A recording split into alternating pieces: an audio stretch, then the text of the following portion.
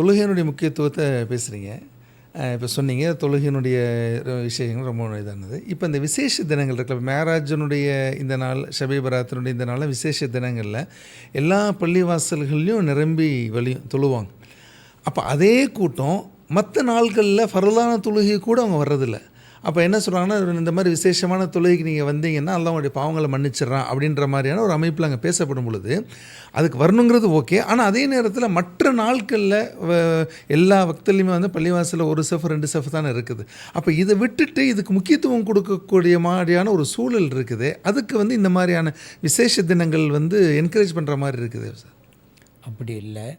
அதாவது விசேஷ தினங்களில் இவர்கள் வருகிறார்கள் அப்படின்றாலே இஸ்லாம் அவர்களிடம் வாழ்ந்து கொண்டிருக்குன்னு தான் அர்த்தம். நம்புகிறாங்களே 5 நேர தொழுகைக்கு முக்கியத்துவம் தரல, ரைட்டு, அது தப்பு, அதில் அது இருவருக்கு கருத்துக்கு இடம் கிடையாது. ஆனால் ஏன் அன்னன்னைக்கு வந்தாங்க? நபி ஸல்லல்லாஹு அலைஹி வஸல்லம் அந்த இறைவனுடைய சிறப்பை பற்றி சொல்லியிருக்கிறாங்க, நம்பி தானே வர்றாங்க. அப்போ இஸ்லாம் அவங்கள்ட்ட இருக்கத்தானே செய்யுது.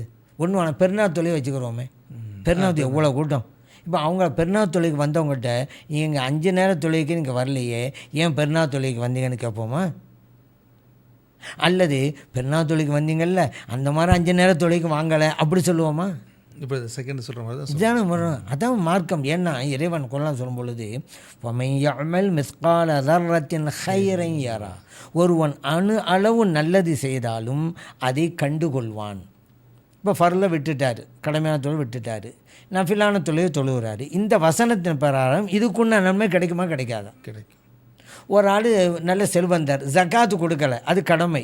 ஆனால் தர்மம் செய்கிறாரு, ஜக்காத்து கொடுக்கவில்லை என்பதனால தர்மத்தின் நன்மை கிடைக்காம போகுமா? ஆனால் ஜக்காத்து கொடுக்காமல் இருப்பது குற்றம், பாவம், அது வேறு.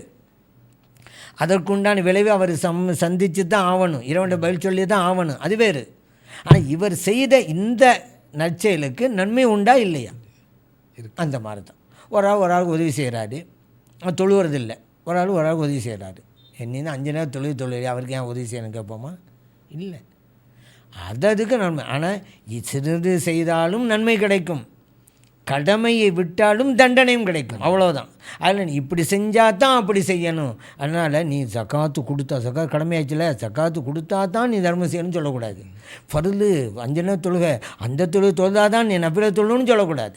இது இறைவனை கூட்டுக்க மாட்டோம். ஒரு அளவு செஞ்சால் நான் நன்மையை கொடுத்துருவோம் பாண்டு அல்லாஹ் சொல்கிறான்.